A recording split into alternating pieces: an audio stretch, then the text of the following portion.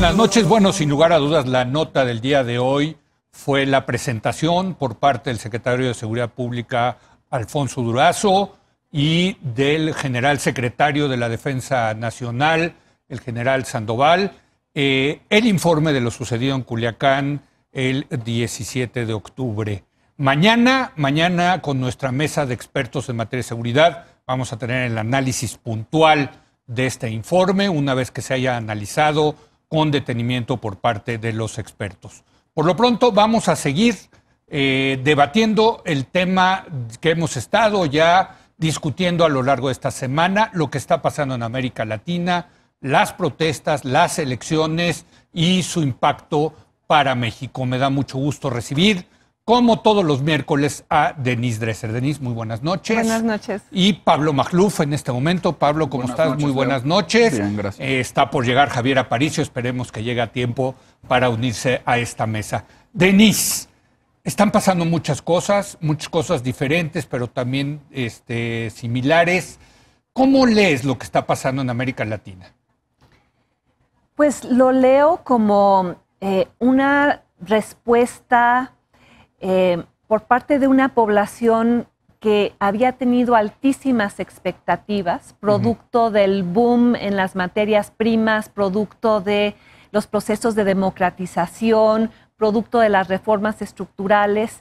Vimos una etapa de crecimiento económico en América Latina entre el 2000 y el 2013, donde las cosas parecían marchar bien. Vimos una era de crecimiento promedio de 3.5%, y de pronto, con el colapso del precio de las materias primas y con la desaceleración económica que empezó a darse en la región, Venezuela, Argentina, la crisis de la deuda y del peso, Perú, Colombia, México, básicamente estancados económicamente.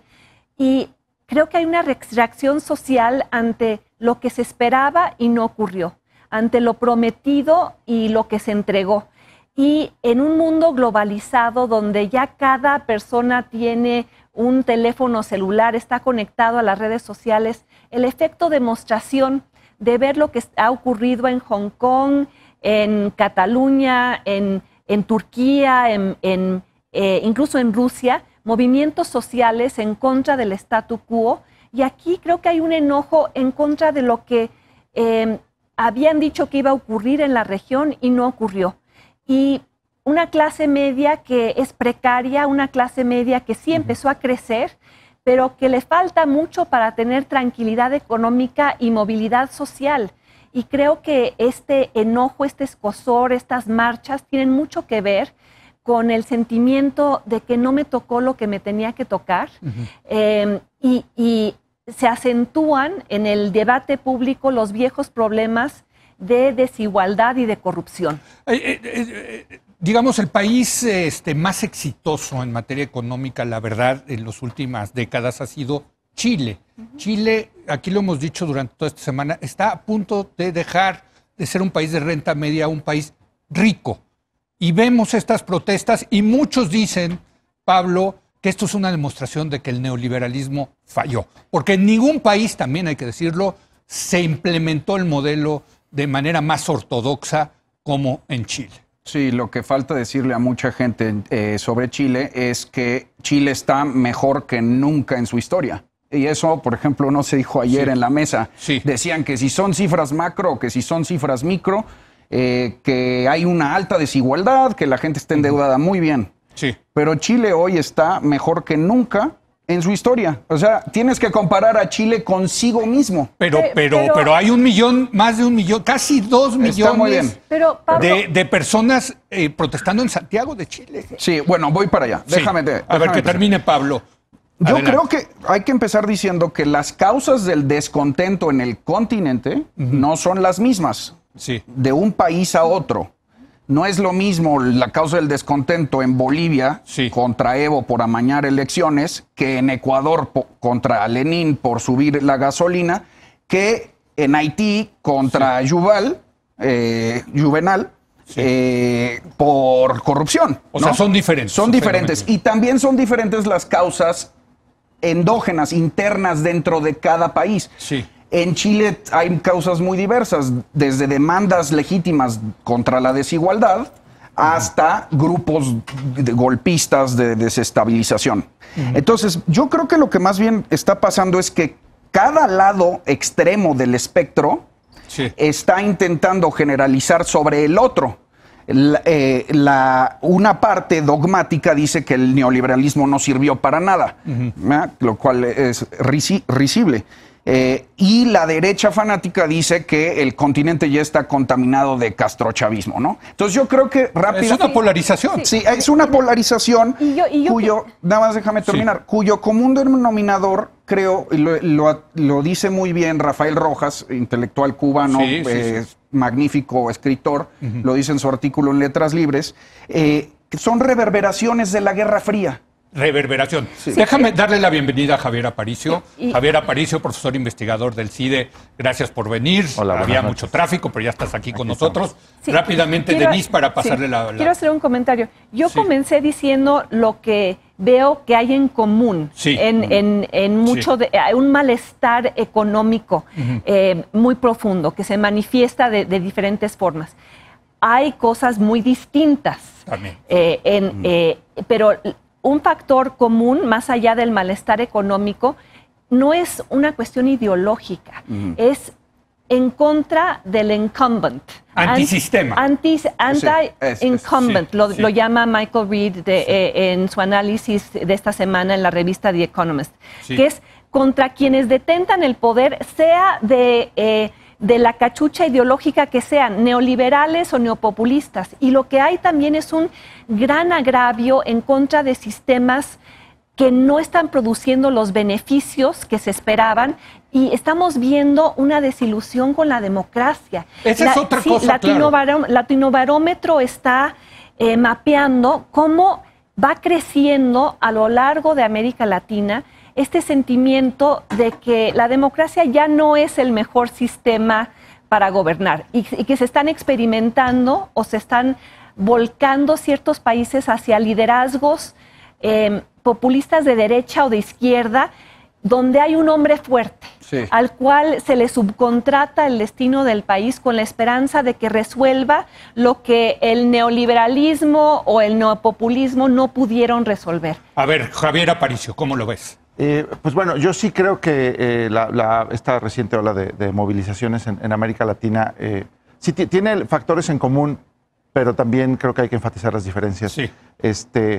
Yo diría que desde que acabó como el boom de los bienes primarios energéticos y demás, las economías sudamericanas se han alentado, y esto le ha afectado tanto a gobiernos de izquierda como... O sea, le afectó a Venezuela, le afectó a Ecuador y también a Chile, ¿no? Es una razón por la cual unos y otros andan subiendo precios y demás.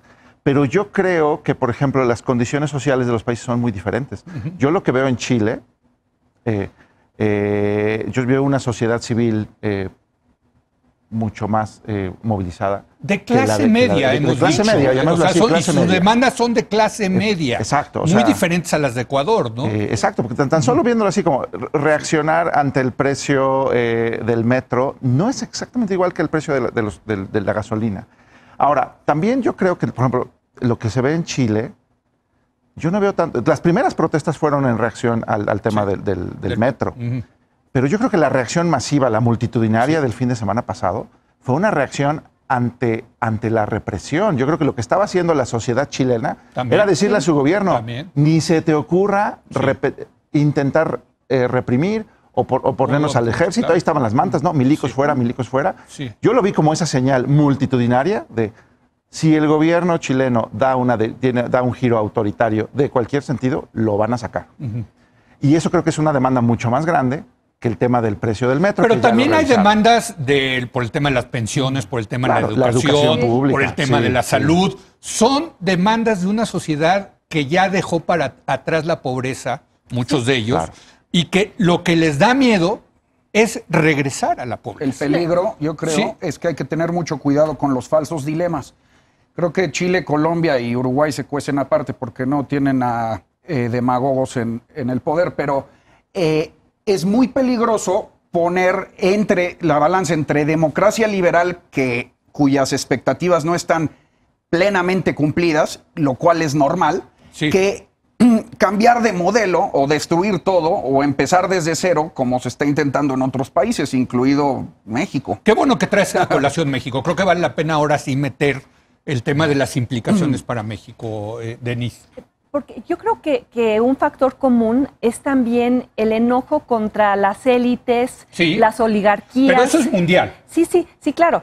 Y el ver que esta etapa de neoliberalismo instrumentada de distintas maneras y con distintas modalidades, o sea, un neoliberalismo latinoamericanizado y mexicanizado, donde realmente vimos variantes que no cumplían con todos los requisitos del consenso de Washington. Y uno de los requisitos con los cuales no cumplieron muchos países fue abordar el tema de la concentración de la riqueza.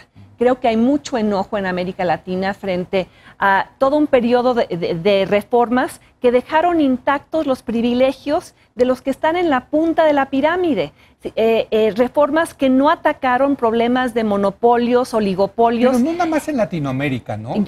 Sí, yo sé, en el resto del mundo también. No, en Estados Unidos es el gran tema ahorita electoral, rumbo al 2020. Por eso Elizabeth Warren está hablando de romper Facebook y Bernie Sanders. Exacto, es una tendencia global. Pero el combate a la pobreza y el alivio a la pobreza, algo que Chile hizo muy bien y sacó el crecimiento económico y las políticas redistributivas sacaron a mucha gente de la pobreza, no estuvo acompañado de políticas que atacaran la concentración de la riqueza. Y yo diría, eso es muy aleccionador para México, porque estamos en una etapa de discursiva y política, de programas sociales, de mirar hacia los pobres, de reconocer que hemos tenido una subclase permanente de 53 millones de pobres a pesar de 30 años de solidaridad, progresa, prospera, etcétera, con éxitos, digamos, en los márgenes. Eso se ha habido... Pero sigue habiendo 40% de la población en pobreza. Y poco avance en ese tema. Pero además muy poco avance en el tema de la concentración de la riqueza. O sea, algo que decía Gerardo Esquivel en su famoso estudio de Oxfam, cuando reveló que el 10% de la población en México concentra el 64.4% de la riqueza. Y yo no veo a este gobierno encarando ese problema. De hecho, la entrevista que le hacen a Ricardo Lagos, expresidente de Chile, dice, a ver, el siguiente paso para atacar el tema de la distribución del ingreso y darle mayores bienes públicos a esa clase media es una reforma fiscal. Claro. Y nadie quiere hablar de eso. No. A ver, Javier. No, es que sí, volviendo al tema, es cierto que en esta discusión hay como falsos dilemas, porque si el tema es desigualdad, pues habrá que decir, no, mira, es que Bolivia es el país que más ha avanzado en la desigualdad. Y bueno, sí, a costa de que el señor Evo ya vaya por la 4ª presidencia. Y en su momento en Venezuela también hubo importantes avances sociales con la redistribución. Ya no, ya no. ¿No? Digamos que en el largo plazo el costo es distinto. Y, por ejemplo, Chile y México se parecen mucho en sus indicadores de desigualdad. Nada más que Chile es más rico que México. Por cierto, en términos de distribución del ingreso, solamente hay un país con peor distribución del ingreso que Chile en América Latina, y es México. ¿No? En el índice de Gini. El PIB per cápita de Chile creo que es de $28,000. Pero a ver, perdón, que acabe Javier. Y bueno, entonces es cierto, y también cuando nos dicen, es que lo que pasa en Chile es que ya se acabó el neoliberalismo. Híjole, mira, no sé, porque... en la transición democrática chilena tuvieron varios gobiernos de izquierda y el propio Ricardo Lagos dice que nos faltó. ¿Qué hizo la izquierda en Chile? ¿Por qué no hicieron una reforma fiscal? Él dice que no tenía los votos en el Congreso. Mira, y que hay unos que la derecha no quiso. Y que hay candados constitucionales y demás. Entonces es cierto, la discusión fiscal, o sea, Ricardo Lagos lo dice, nos hace falta una reforma fiscal. Porque Chile también cobra pocos impuestos. Así es. De hecho, lo que dice es, yo tuve que concesionar las carreteras pues porque no tenía impuestos para, como en Alemania, construir carreteras que sean bienes públicos, ¿no? A ver, aguas, porque Pablo, lo que dice Andrés Oppenheimer es clave. El sistema en Chile necesita 3, 4 arreglos, desde luego. Pero no lo comparemos con el desastre populista de los Kirchner y no lo comparemos con el chavismo venezolano. Perdón, pero a ver, Pablo, ahí sí te tengo que decir el fracaso de Macri. O sea, es el regreso del kirchnerismo porque Macri lo toma y no puede. Con el desastre que le dejó Cristina Fernández. Sí, o sea, te dejan un desastre, el cuate no puede y regresas al que te dejó un desastre. Pues tú dime. Pues no. O sea, ¿en qué falló Macri? Pero, sí, desde luego, pero no regresas al desastre. Pues sí, pero, pues a ver, si no, ¿qué? ¿Te quedas con el desastre de Macri? Bueno, déjame nada más. Pablo, quiero tocar el tema. Pablo, a ver, es que quiero tocar el tema de México. Pero lo que dice sobre Kirchner solo refuerza mi punto de que lo que estamos viendo son movimientos antisistémicos. Es castigar al que está en el poder, independientemente de su ideología. Eso es lo que está ocurriendo en Argentina. Y hay una pulsión iliberal, desde luego, detrás. A ver, pero tú querías... Yo quiero entrar al tema de México desde otro ángulo. Yo creo que desde el contexto latinoamericano, yo creo que México ya se está inscribiendo, me parece claro, al grupo de países poco serios. O sea... Ah, caray. Sí, o sea, con todas las acciones que hemos visto... pues me refiero a países enemistados con instituciones globales que tienen poca confianza, cuyas economías se caen, abiertamente autoritarios. México felicitó a Evo cuando ganó las elecciones, cuando la comisión de la OEA dejó clarísimo que había habido trampa. Uno. Dos, recibir a Alberto Fernández siendo el primer país al que va el presidente electo de Argentina. Son señales, es lo único que estoy diciendo. Sí. Votar a favor de Venezuela en la Comisión de los Derechos Humanos de la ONU, junto con los peores países del mundo, en serio, eso a mí me da mucha pena. Bueno, pues está gobernando la izquierda, sí, Pablo, recibir pues, a Maduro y a Díaz... Ah, no, claro, pero bueno, yo estoy diciendo ganaron, arrasaron en las urnas. Lo único que estoy diciendo es que esto comprueba que México está ingresando al grupo de países impresentables. Bueno, tú dirías impresentables, otros dirían de izquierda... por el fracaso del neoliberalismo. Es un eufemismo. A ver, yo he visto en los últimos días a muchas personas argumentar. Nosotros nos hemos salvado de esas movilizaciones precisamente porque ganó la izquierda y porque está instrumentando una agenda redistributiva de atención a los desposeídos, olvidados por sexenios neoliberales. Yo cuestiono en cierta medida ese argumento, porque sí, está instrumentando políticas de alivio a la pobreza vía pues el uso de programas sociales, por cierto, sin reglas de operación, sin vigilancia, que todavía no sabemos en realidad si van a funcionar y si van a encarar realmente el tema de la desigualdad. Y lo que sí veo es una izquierda que no está interesada en este momento en el tema de la concentración de la riqueza, que tiene a su mafia en el poder, que tiene a sus oligarcas, a los cuales protege, a los cuales... el capitalismo de cuates. Que además...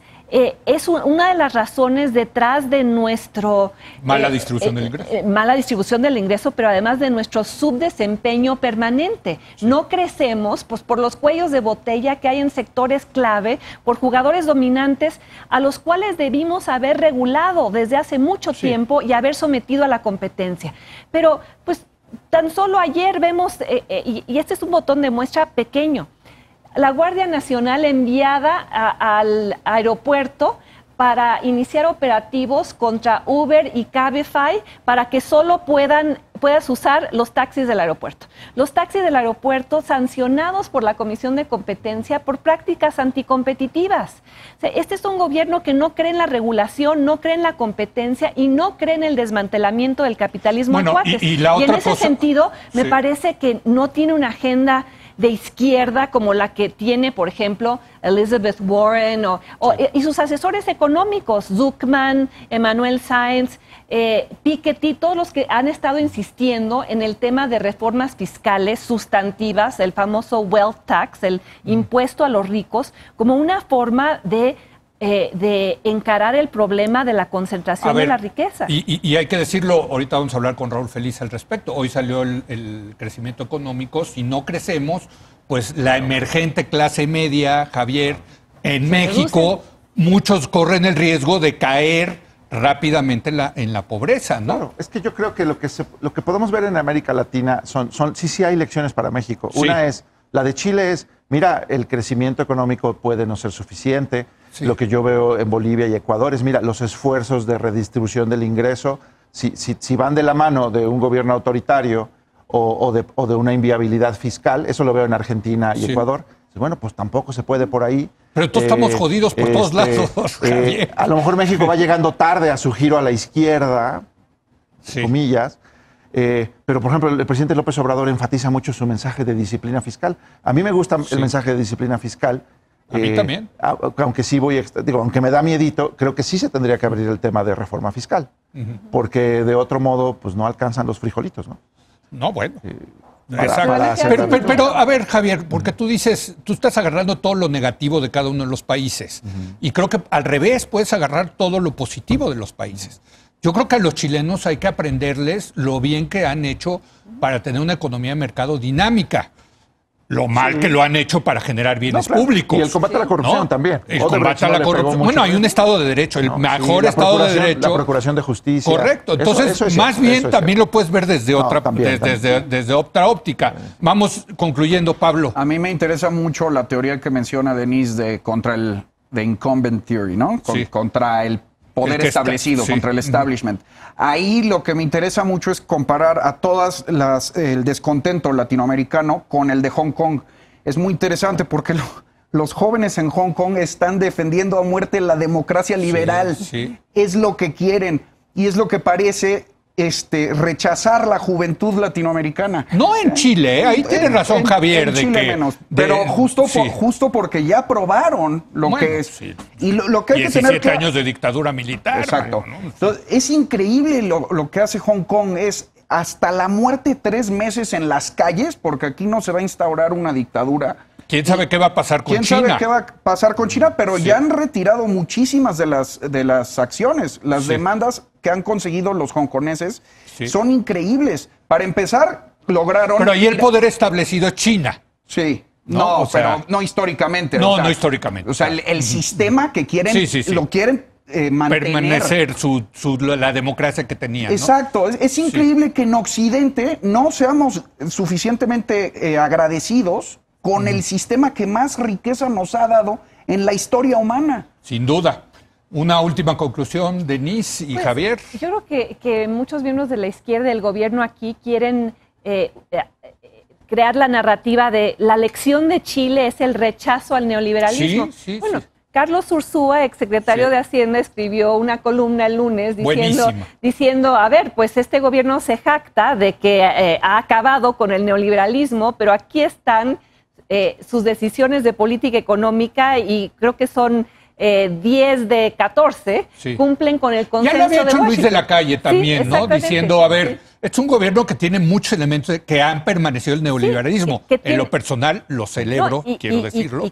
Y es lo que, si proceden por esa línea, es lo que los va a rescatar de una debacle mayor.